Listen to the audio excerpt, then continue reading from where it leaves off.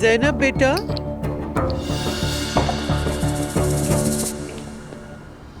जी mummy. तुम आ गई हो? जी मम्मी आप जाए, मैं आ रही हूँ।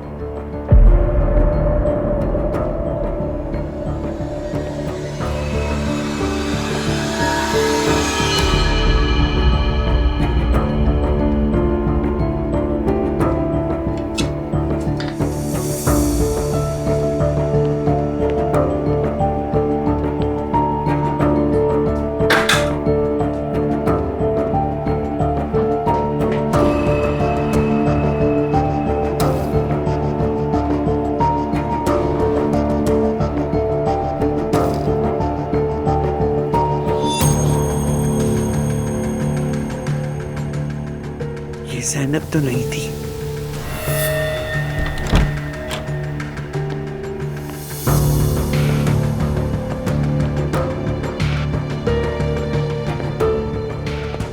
अरे वाह सुमैया साहिबा, आप उठ गई हैं?